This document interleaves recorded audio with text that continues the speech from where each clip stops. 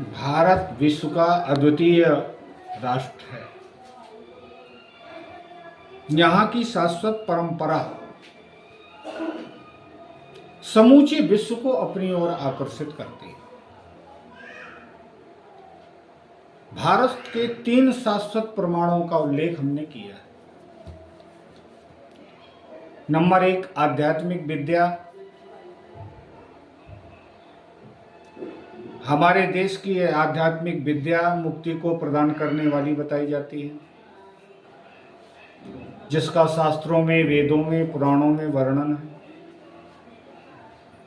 सा विद्या या विमुक्तये, यह पंक्ति यत्र तत्र देखने को, पढ़ने को आपको मिलती है। ये विष्णु पुराण के श्लोक से लिया गया। इसका अर्थ है वो विद्या जो मुक्ति को प्रदान करती है, वो शाश्वत विद्या है, आध्यात्म विद्या है, जो बंधन से मुक्ति और भोग से मोक्ष तक के सफर को तय करती है। सनातन धर्म के अलावा धर्म कहे जाने वाले अन्य तंत्रों में मोक्ष, मुक्ति, कैवल्य, निर्वाण और अपवर्ग जैसे शब्दों का कोई स्थान नहीं। यदि इन शब्दों का उल्लेख उनमें मिलता भी है तो वो सनातन से चुराया गया हुआ शब्द है। सनातन के अलावा अगर इन तंत्रों में अगर मोक्ष होता, मुक्ति होती, कैवल्य होता, निर्वाण होता, अपवर्ग होता, तो रसखान जैसे व्यक्ति इस्लाम छोड़ करके और सनातन में आकर भगवान श्री कृष्ण का भजन कर मुक्ति को प्राप्त नहीं होते। दूसरा प्रमाण है संस्कृति। भारतीय सनातन संस्कृति विश्व की प्राचीनतम संस्कृतियों में से एक है। भारतीय संस्कृति में वेशभूषा, रहन सहन, खान पान एक सात्विक जीवन को दर्शाता है। यहाँ की वेशभूषा हो या रहने सहने का ढंग हो या खान पान की परंपरा हो, यह हमारे सात्विक जीवन को दर्शाता है। इससे विश्व को सीख लेनी चाहिए। भारतीय संस्कृति में सन्निहित दर्शन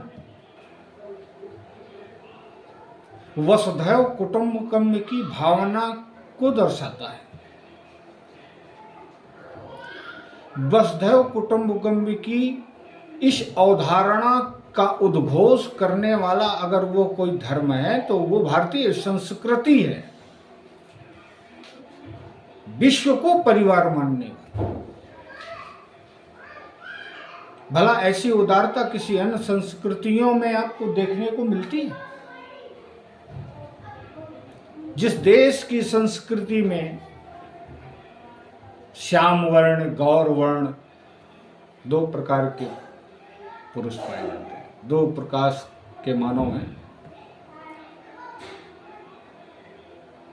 इन श्याम वर्ण और गौर वर्ण का संगम देखने को मिलता है,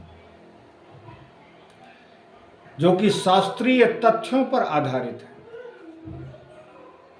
गोस्वामी जी ने लिखा है एक रामचरितमानस में दोहा, श्याम गौर किम कहूं बखानी, गिरा अनयन नयन बिन बानी। इतनी सुंदर अनुपम श्याम और गौर वर्ण की जो अनुपम प्रस्तुति की है गोस्वामी तुलसीदास जी ने, वो भारत की शाश्वत परंपरा को बार बार दर्शा रहा है। पुरुषों में श्याम वर्ण राम जी का और गौर वर्ण लक्ष्मण जी का स्वरूप माना जाता है। इसलिए हमारे देश में पुरुषों को राम और लक्ष्मण का स्वरूप मानते हैं और नारी मातृशक्ति में सीता स्वरूपा देवी जहां पुरुष देवता और नारी देवी मानी जाती है, ऐसी संस्कृति केवल विश्व में ही नहीं, देवताओं के द्वारा भी पूजित है। ये भारतीय संस्कृति का यही सकारात्मक शाश्वत दर्शन विश्व के लिए आकर्षण का केंद्र बना हुआ है। हमारे देश में रहने वाले लोग जो भारतीय संस्कृति के प्रतिकूल आचरण करने वाले हैं, वो जरा इस शाश्वत चैनल को देखें और इससे सीख लें कि विश्व भी भारतीय संस्कृति की इस सात्विक परंपरा और शाश्वत पद्धति को देखकर आकर्षित है। ये भारतीय संस्कृति का ये गौरव है हमारे देश के लिए। सनातन तीर्थ स्थल, तीसरा नंबर हमारे देश में सनातन तीर्थ स्थल। वैसे भी भारत को देवभूमि कहा गया है। देवताओं का प्रादुर्भाव इसी भारत भूमि में हुआ है। विश्व की समस्याओं का समाधान करने के लिए भगवान, देवता, परमात्मा, ईश्वर अगर यहाँ आया है तो भारत भूमि में आया है। जितने भी अवतार हुए हैं भगवान के, वो सब भारत भूमि। भारत के सनातन तीर्थ प्रयागराज आदि में वो अद्भुत दैवत्व देखने को प्राप्त होता है जो विश्व में कहीं भी देखने को नहीं मिलता। इसका स्पष्ट उदाहरण संगम से ले लीजिए, महाकुंभ, जहां केवल भारत के नहीं अपितु समूचे विश्व के लोग एकत्रित होते हैं।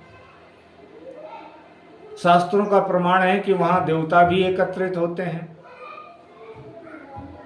जहां देवता और मानव का एक ऐसा अद्भुत और अद्वितीय संगम हो रहा हो,